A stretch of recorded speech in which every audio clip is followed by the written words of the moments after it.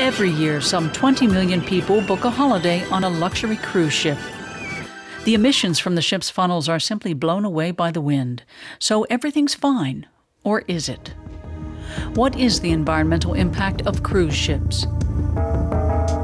Luxury liners are an environmental disaster.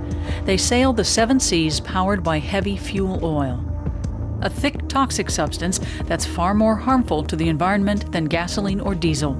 The luxury liners are like floating incinerators for hazardous waste without filters.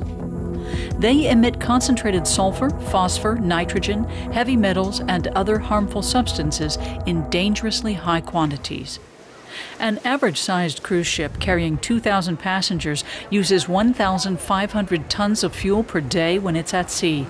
In port, it requires an average of 50 tons to meet the liner's electricity demands. Experts have calculated that the amount of pollution emitted by a luxury liner equals that of 5 million cars covering the same distance. Cancer-causing soot particles from the ocean giants are also spread by the wind. There are around 500 cruise ships in operation worldwide, and the number is on the increase. And they aren't the only vessels sailing the high seas. There are also thousands of huge tankers and even more container ships, some of which also run on heavy fuel oil. Around 1 billion of the annual 31 billion tons of CO2 emitted worldwide come from shipping. But that could be prevented. If the ships ran on diesel, it would be a cleaner alternative, but costs would rise by about 1/3.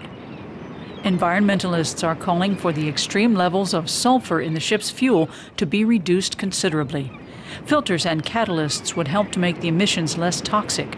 And the electricity consumed by the ships when they are in port could come from local suppliers and not from the vessel's engine. Cruises would be more expensive, but a lot greener too.